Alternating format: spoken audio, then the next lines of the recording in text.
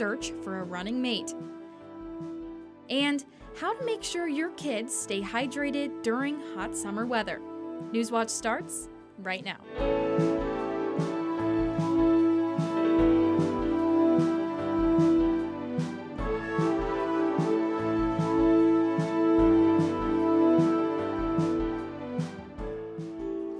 Athens City Council will be tackling cannabis licensing restrictions tonight. Good evening. I'm Haley Sueno, and welcome to Newswatch. Joining us live from Athens City Hall is Newswatch reporter Lucy Schaefer with more. Thanks, Haley. These cannabis licensing recommendations come as state lawmakers are looking at some new rules of their own. One of the major modifications to the city's business zoning regulations is where new cannabis establishments can be. The proposed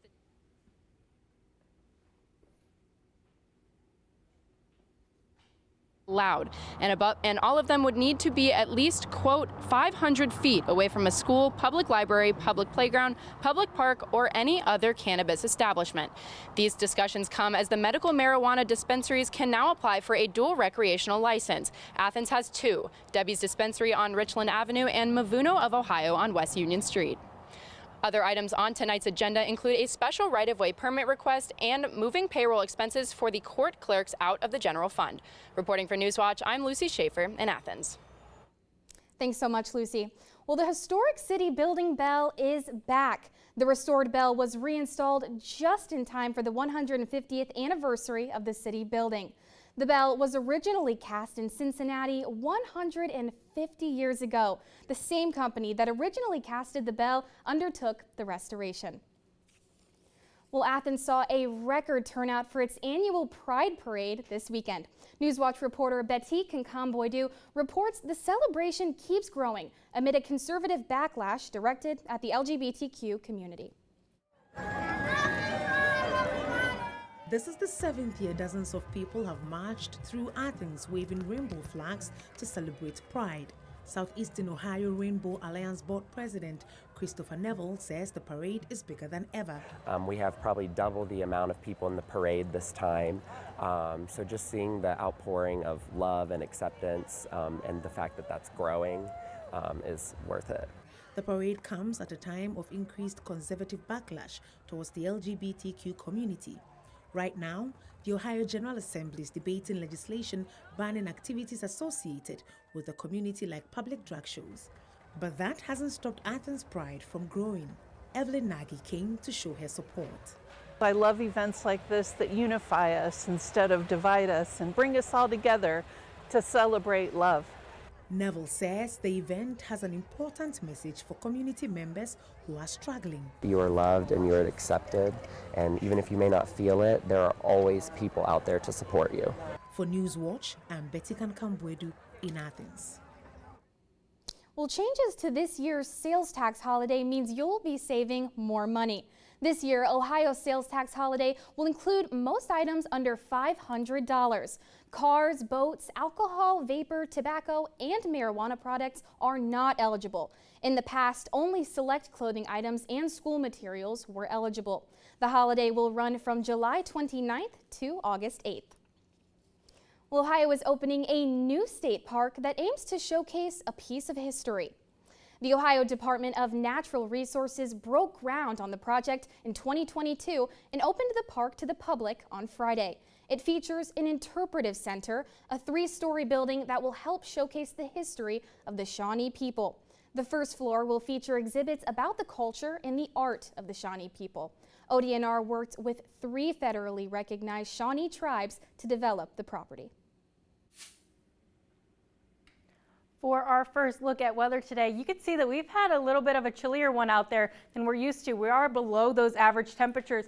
For that temperature high today, only reaching that mid 70 at 74, and that temperature low that we're going to be feeling later tonight of 47. We're going to be seeing this temperature go into tonight with those partly cloudy skies. Those clouds have been really over us for the most of the day, giving us that cooling and that cloud cover throughout our day. We're going to be currently out there. We are on that cool down for the rest of the night. We're at 65 and we're going to have these overcast skies kind of looming on us. As we look throughout southeast Ohio, you can see all of us are under that cloud cover, and it even gave us a little bit of rain out there. You could see just those little blips of rain here and there throughout southeast Ohio. We're going to be seeing how these cooling will be giving us a little bit of a cooler tomorrow, but we're going to be warming up as we're looking into next week. Let's take it back over to Haley.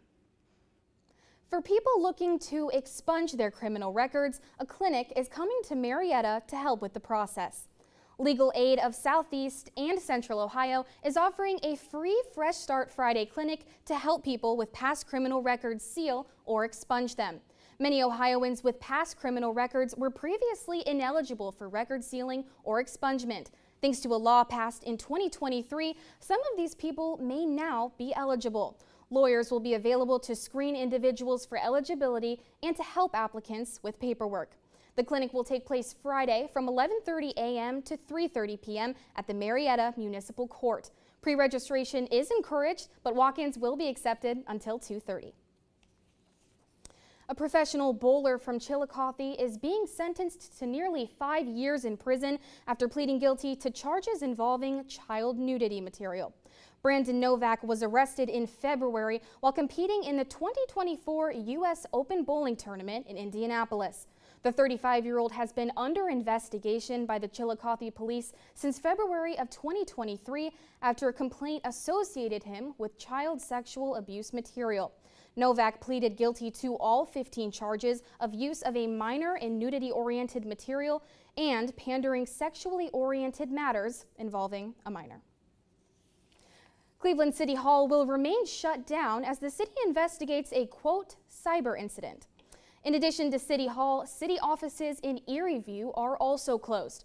Offices are only open to essential staff, but emergency services like the Department of Public Safety and the Department of Public Utilities are not impacted. All internal systems and software platforms will be shut down until the city has a better understanding of the situation. Microsoft and Google are offering free or discounted cybersecurity services to rural hospitals.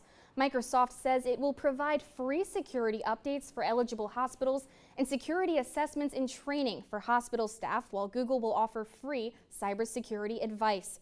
Google will also start a pilot program to match the firm's cybersecurity services with the needs of rural hospitals.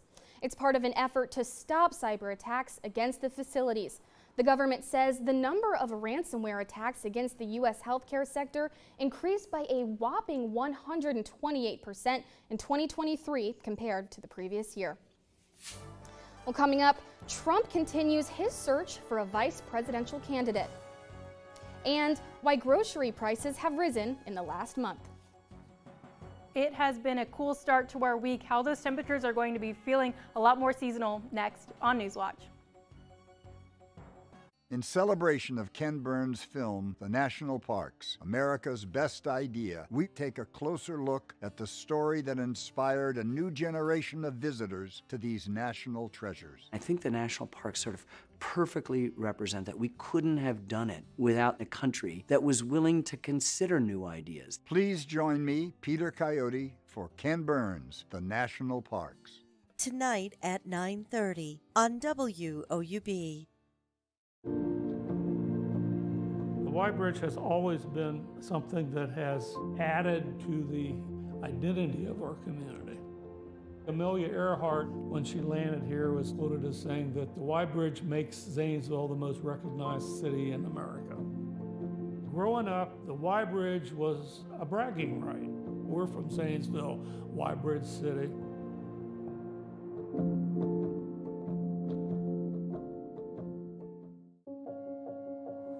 I hear the echoes all through the meadows. Breathe in and let go. That sweet surrender. I've been running, running, running all through the night. You can knock me down, but I've got my will to survive.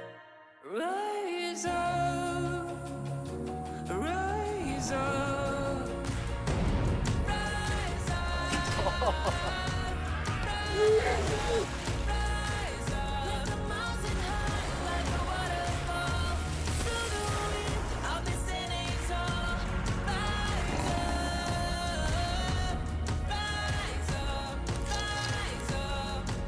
Together, we can make real change happen.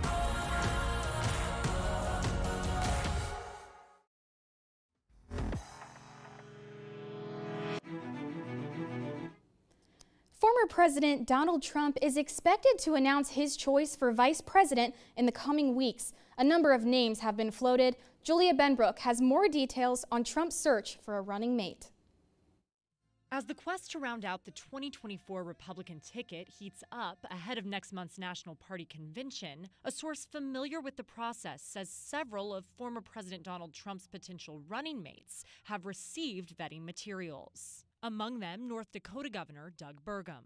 Well, I know this is a big interest to some folks that are following the process, but I would just defer any questions back to the Trump campaign team. Florida Senator Marco Rubio. Well, I'll do whatever the campaign asks me to do, so I've been at events to help raise money and so forth. And Ohio Senator J.D. Vance. I want to help Donald Trump get elected because it's really important that he become the next president. South Carolina Senator Tim Scott, New York Representative Elise Stefanik, Florida Representative Byron Donalds, and former HUD Secretary Ben Carson were also sent various levels of paperwork in the vetting process. Sources insist the vetting process will look different for each person. Trump has floated a lengthy list of names in recent months and routinely asks allies, donors, and members of his Mar-a-Lago resort their opinion.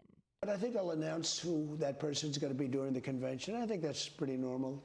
During the convention, it'll be an interesting period of time. The Republican National Convention in Milwaukee, where Trump plans to announce his pick, starts July 15th. People familiar with the deliberations caution that Trump's search for a running mate is still in flux. Reporting in Washington, I'm Julia Benbrook. The U.S. military resumed airdrops of aid into Gaza after the military said they were suspended due to Israeli operations in the northern area. U.S. Central Command said a cargo plane dropped more than 10 metric tons of meals yesterday. To date, the U.S. has airdropped more than 1,050 metric tons of humanitarian assistance. The airdrop took place a day after maritime aid deliveries to Gaza resumed after the U.S.-built pier was repaired from damage in heavy seas. The damage paused operations for nearly 2 weeks, but the deputy commander of U.S. Central Command said the U.S. sees airdrops and the pier as a temporary solution. The Supreme Court has agreed to hear an appeal from Facebook related to a massive data breach at the social media company. It centers on how much information was disclosed to investors about damage caused by the Cambridge Analytica data breach. The breach involved the private information of millions of Facebook users that was obtained by Cambridge Analytica, a firm that worked with Donald Trump's 2016 campaign. In 2019, Facebook agreed to pay just over $5 billion to settle charges with federal regulators.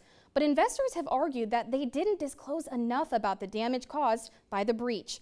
The High Court's decision in the case is expected next year.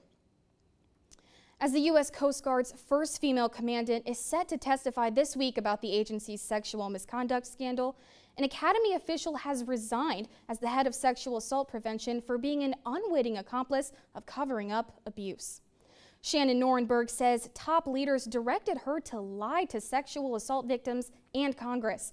She has issued a public apology to survivors, saying she is no longer willing to stay silent. In a public post, Norenberg says she was sent on what she called a, quote, apology tour in 2019 to brief dozens of victims about their cases, which had previously been mishandled by Academy leadership. She was told to tell them Congress knew about the secret internal investigation into sexual assault cover UPS, known as Operation Fouled Anchor. But that was not the case. Norenberg believes she was meant to deter victims from contacting Congress. The Coast Guard said it was a mistake, not a conspiracy, for that talking point to be given to Norenberg. Looking throughout the United States, you can see that there's parts of Southern California and Arizona that are having those increased heat watches and warnings. But here in Ohio, we're looking on that cooler side. All of that Great Lakes area are in those mid to low 60s and 50s throughout the day today. We are really just in this cool down, but we're looking at some warmer temperatures as we go forward. We're we're going to be seeing throughout southeast Ohio for right now. We're looking in those low 60s, Lancaster 60, Columbus 61. As we go a little bit more south, they're still in the 70s there in Huntington, and here in Athens, 65. As we go into tonight, we're going to be seeing those temperatures really drop off. If you want to head outside for your Monday night, it will have that overnight low of 47, so you definitely need a little bit of a light jacket out there with those partly cloudy skies continuing into tonight. We're going to be seeing on that radar just how much of those cloud cover has been covering us throughout the day, and how there's a little bit of rain in there. But for what's coming towards us, we're looking in the clear.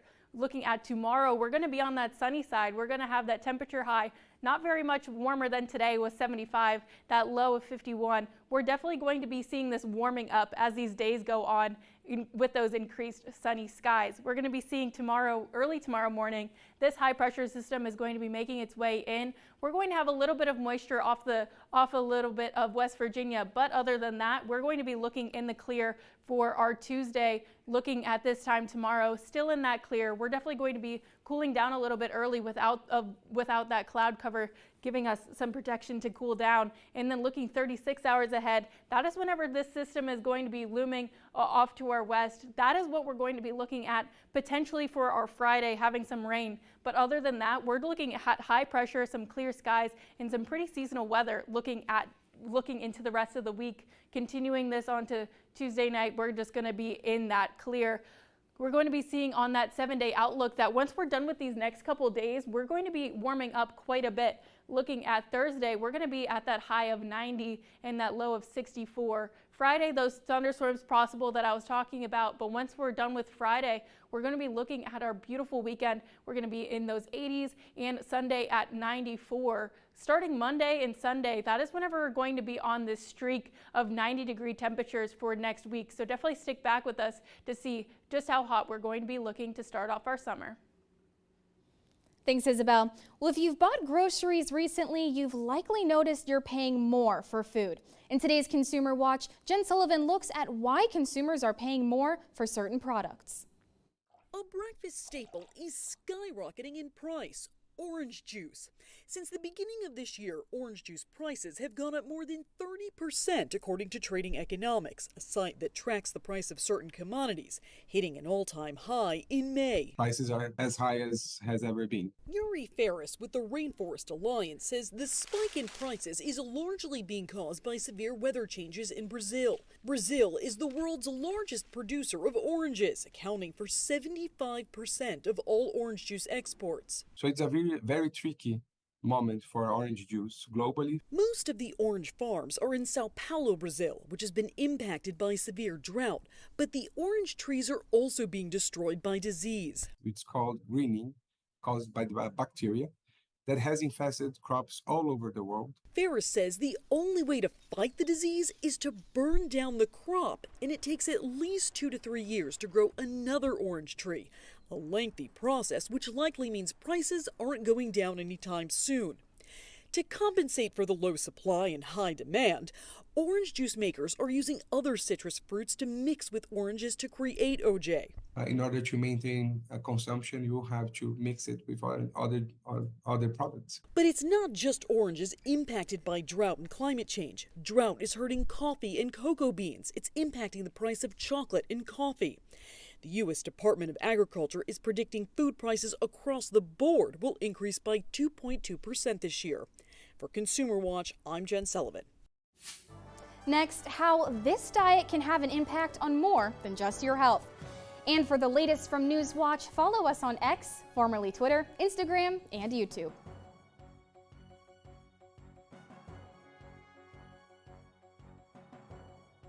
For more than 70 years, WOUB Public Media has been the place where people in our region turn to learn how stories of the past ignite the imagination of the future.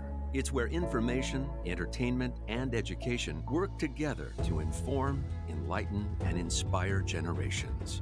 It's the place where the community gathers to hear and see our world in new and innovative ways. WOUB, the public media you trust that's worthy of your support. This November's election will be critical. We will be electing a new president, a new Congress, and scores of state and local leaders. we'll be asked to approve initiatives from abortion to taxes to education. Do you know what's at stake? Will your voice be heard? Many states have made changes on where, when, and how you can vote. To find out what's on your ballot and what you need to know to make sure your vote is counted, go to pbs.org/preservingdemocracy.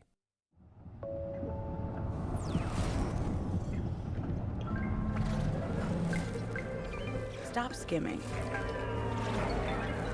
Stop scrolling. Just listen. 100 years ago today, they walked away from the main All you need in one place. every afternoon. Los Angeles. I fell in love with pinball 6 or 7 years ago. All things considered from NPR. WOUB is recognizing members of our Cornerstone Society.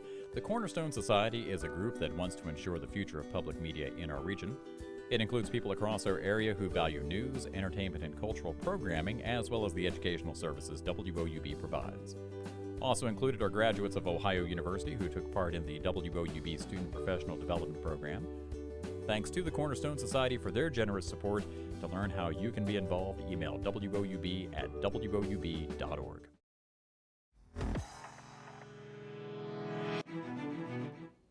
Biotech giant Moderna is in the process of developing a combination flu and COVID-19 vaccine.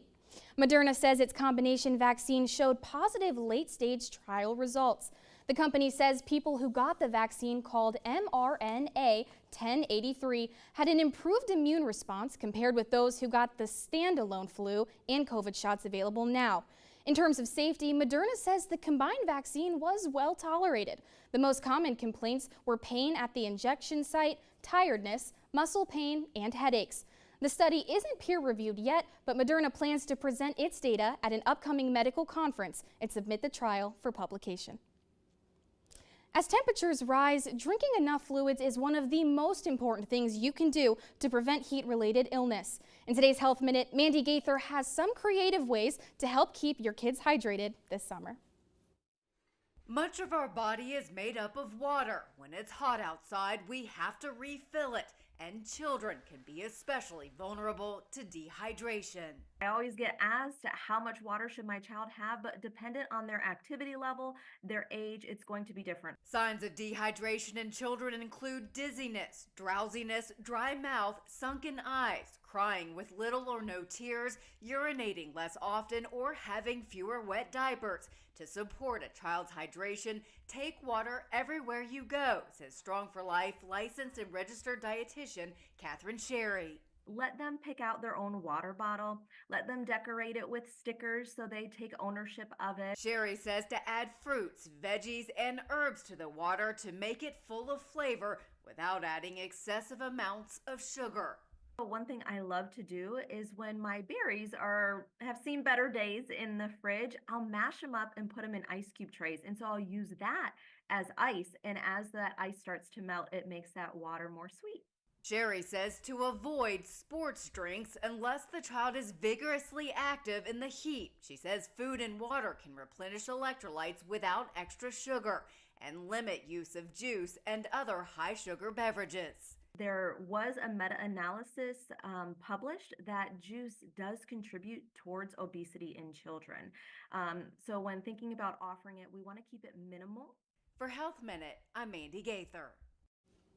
A new study finds people who closely follow a planet-friendly diet of mostly fruits, vegetables, and whole grains can reduce the risk of premature death by nearly 1/3. That diet at the same time can dramatically cut the release of greenhouse gases, which raise global temperatures. The study analyzed dietary data from more than 200,000 women and men and found eating a planet-healthy diet cut land use by 51%, greenhouse gas emissions by 29%, and fertilizer use by 21%, published by the American Journal of Clinical Nutrition. Still ahead, what's in a name for these elephants? Apparently, a lot. But first, here's a look at what's coming up tonight on your public television station.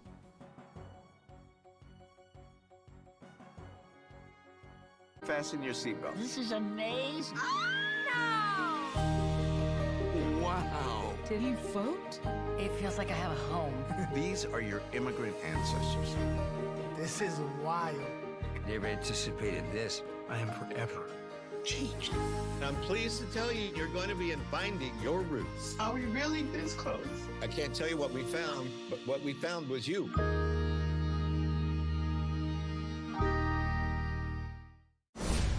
Let's start at the beginning, shall we? I can't wait.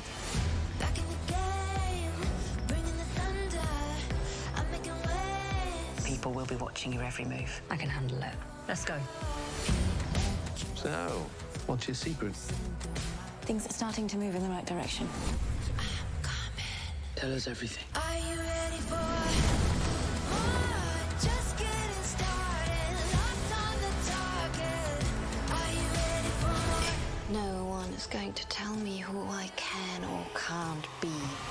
Troubles, honey? Like you wouldn't believe. Hop in. Every day, I see the evidence of all that love can do. Whatever happens, we'll be together. There's nowhere else in the world I'd rather be. This was perfect.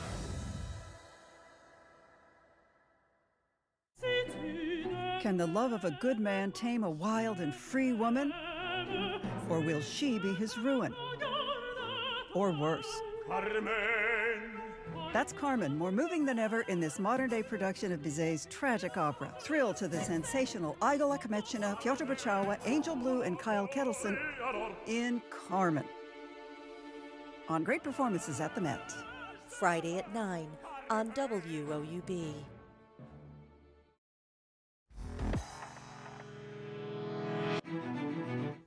Finally, tonight, a new study suggests that wild African elephants may use calls similar to the personal names humans use to address each other. The study was published today in the journal Nature, Ecology, and Evolution. Researchers used a machine learning model to analyze recordings of hundreds of elephant calls. They found that the sound of the calls varied depending on which elephant the call was targeting. Recordings of those calls were played back to some of the elephants, and the animals responded more strongly to calls that were directed at them over those that were originally directed at another elephant.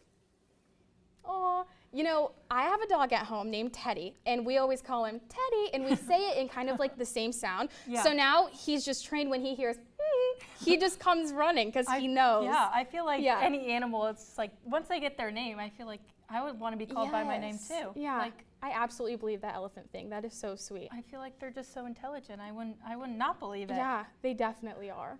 Well, looking at our last look at weather for tonight, we're going to be seeing currently out there, it is 65 and those overcast skies.